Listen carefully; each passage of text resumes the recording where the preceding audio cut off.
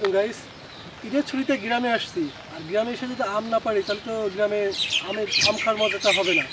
চলুন আম দেখি আছে কিনা পাকা আম।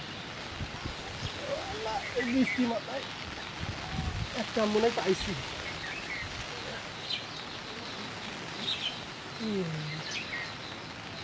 ও পাকা, একদম পাকা গাইস। দেখা আপনাদের শুধু হয়ে গেছে। সেই মজা, পুরাই গাছ কাটা আম। ঢাকা শহরে থাকতে থাকতে হ্যাঁ বয়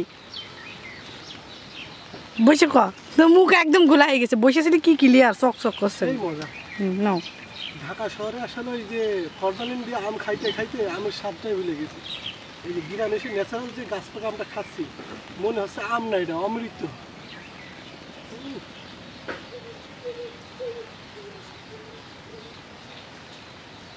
একটা আম খাইলেই শান্তি, আর খাওয়া লাগে না। আর ঢাকা শহরে আম মনে হয় যে পেঁপো খাচ্ছি, কোনো মিষ্টি নাই, কোনো স্বাদ নাই, কিচ্ছু নাই।